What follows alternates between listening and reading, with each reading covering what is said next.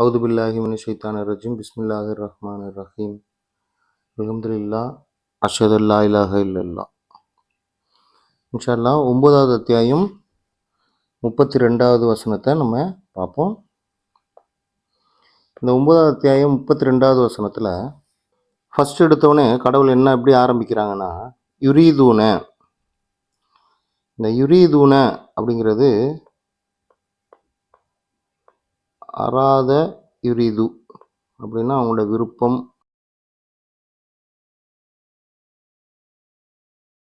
அவர்களுடைய விருப்பம் அப்படின்னு அர்த்தம்.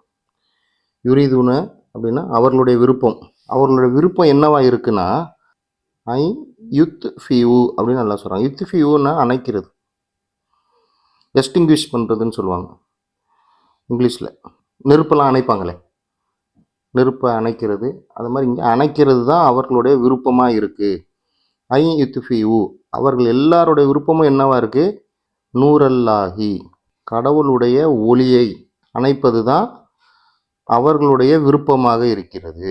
யுரீதுன ஐ யுத்ஃபியூ நூரல்லாஹி, கடவுளுடைய ஒளி. கடவுளுடைய ஒளி எது? சூரா 24 பேரே, 24வது அத்தியாயத்தோட பேரே ஒளி. இந்த குரானை தான் கடவுள் நூறுன்னு சொல்கிறாங்க. இது ரொம்ப முக்கியமான ஒரு வார்த்தை, நூறுங்கிறது. நூறுனா ஒளின்றது எல்லாருக்குமே தெரியும். இந்த முகமது நபியை இணை தெய்வ வழிபாடு செய்கிறவங்க, முகமது நபியை ஒரு இணை தெய்வமாக வழிபாடு செய்கிறவங்க நூறுன்னு அலா நூறுன்னு அவரை சொல்லுவாங்க. ஒளிக்கு மேலே ஒளியாக இருக்கிறார் அவர்.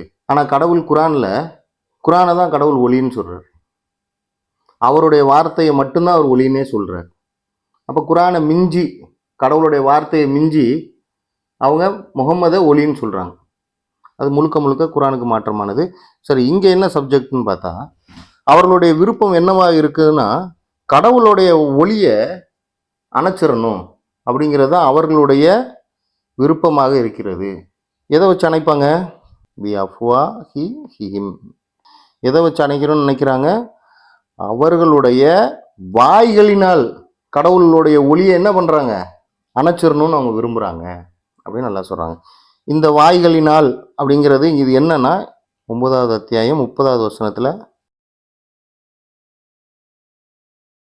இந்த இருக்கு பாருங்க. பி அஃப்வா ஹிஹிம் அப்படின்னா என்ன அப்படின்னு பார்த்தோம்னா, வெற்று கூற்றுகளால், அவர்களோட வாயினால் சொல்கிற பொய்யினால், பொய்யான ஸ்டேட்மெண்ட்ஸ்னால, பொய்யான கூற்றுகள்னால என்ன பண்ணணும்னு நினைக்கிறாங்க, அவங்க கடவுளுடைய ஒளியை அணைச்சிடலான்னு விரும்புகிறாங்க. அதுதான் அவங்களுடைய விருப்பமாக இருக்குது. அப்போ அல்லாஹ் என்ன சொல்கிறாங்க, வயாபா அப்படின்னு சொன்னால் வயாபல்லாஹு, இது அப்படியே ஒரு ஃப்ரேஸ்ங்க. கடவுள் அதை அனுமதிப்பதில்லை. யாபானா ரெஃப்யூஸ்னு அர்த்தம். ஆக்சுவலாக இங்கிலீஷில் சொல்லுவாங்க, கடவுள் அதை மறுத்துட்டார், அனுமதிக்கிறது கிடையாது.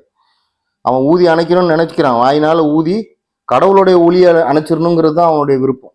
வாய்களினால வெற்று கூற்றுகளை சொல்லி கடவுளுடைய ஒளியை அணைச்சிடலாம், உண்மையான நோக்கம், உண்மையான விருப்பம்.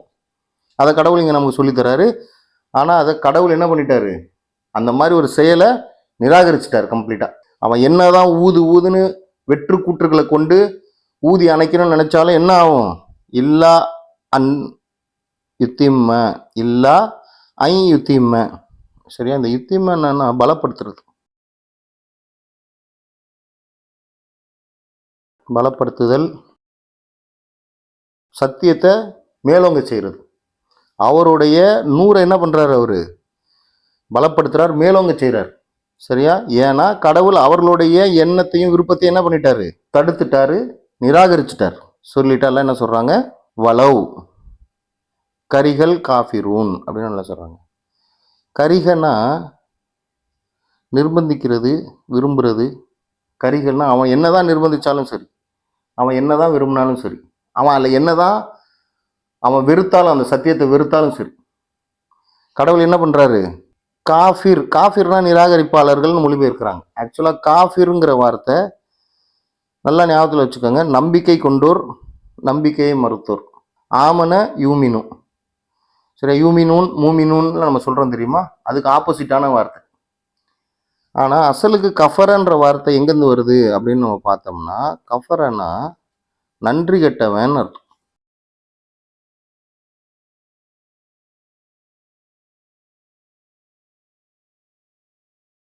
நன்றி கெட்டவர். யாருக்கு நன்றி கெட்டவர்? அவர் கடவுளுக்கு எதிராக அவர் நன்றி கெட்டவர். நன்றி கெட்டவன் ஒரிஜினலான வார்த்தை என்னன்னு பார்த்தா நன்றி கெட்டவங்கிறது தான் சரியான வார்த்தை. சரியா? நிராகரிப்பாளர்கள் வெறுத்த போதிலும்னு போடுவாங்க, மொழிபெயர்ப்பாங்க. அசலுக்கு வலவு கரிகள் காஃபிரூன் அப்படின்னு சொன்னா அவன் என்னதான் அவன் வெறுத்தாலும் சரி, அவன் என்னதான் நிர்பந்திச்சாலும் சரி, அவன் என்னதான் மல்லு கட்டினாலும் சரி, என்ன ஆகும்? கடவுளுடைய நூறானது பலப்படுத்தப்பட்டு மேலோங்கும். இது நல்ல ஞாபகத்தில் வச்சுக்கோங்க. இது எதுக்கு நம்ம பேசுகிறோம் அப்படின்னு பார்த்தா, இன்னைக்கு இந்த உலகத்தில் கடவுள் கொள்கையை பரப்புறேன்னு சொல்லிட்டு எல்லாரும் அவங்கவுங்களுடைய விருப்பத்தையும் அவங்கவுங்களுடைய சுயலாபத்துக்காக அவங்களுடைய பெருமைக்காக பொய்களை மார்க்கம்னு சொல்லிட்டு இருக்காங்க. குரானில் சொல்லப்பட்ட சத்தியத்துக்கு எதிராக சொல்லப்படுற பொய்கள் தான் அது எல்லாமே. குரானில் சொல்லப்பட்ட வார்த்தைகள் எப்படிப்பட்டதுன்னா நிரூபிக்கப்பட்டதாக இருக்கு. அது ஏற்கனவே நம்ம பார்த்துட்டோம். அப்போ நம்ம எல்லாரும் என்ன பண்ணணும் அப்படின்னு பார்த்தா, கடவுளுடைய ஒளியை பின்பற்றணும். கடவுள் இறக்கி அனுப்புன அந்த ஒளியை பின்பற்றணும். அவங்க தான் வெற்றி அடைவாங்க. அவர் இறக்கி அனுப்பின ஒளியாக, பரிபூர்ண ஒளியாக எது இருக்குதுன்னு குரான் நமக்கு இன்னைக்கு சொல்லி தருது. அது குரானை தவிர வேற எதுவுமே கிடையாது. இதை நல்லா நம்ம ஞாபகத்தில் வச்சுக்கணும். முந்தைய வேதங்கள்லாம் கடவுள்கிட்ட இருந்து தானே வந்துச்சு, அதை நம்ம நம்பணுமே. இந்த மாதிரியான கேள்விகள் எல்லாமே பின்வரும் வீடியோக்களில் நம்ம பார்ப்போம். அது எப்படி சிதைக்கப்பட்டது, ஏன் சிதைக்கப்பட்டது, கடவுள் ஏன் அதை பாதுகாக்கலை, அதுக்கு என்ன காரணம், இது எல்லாத்தையுமே குரான் டீட்டெயிலாக நமக்கு சொல்லுது. இன்ஷா அல்லாஹ் அதை வேற வேற வீடியோக்களில் பார்ப்போம். அல்ஹம்துலில்லாஹி ரப்பில் ஆலமீன்.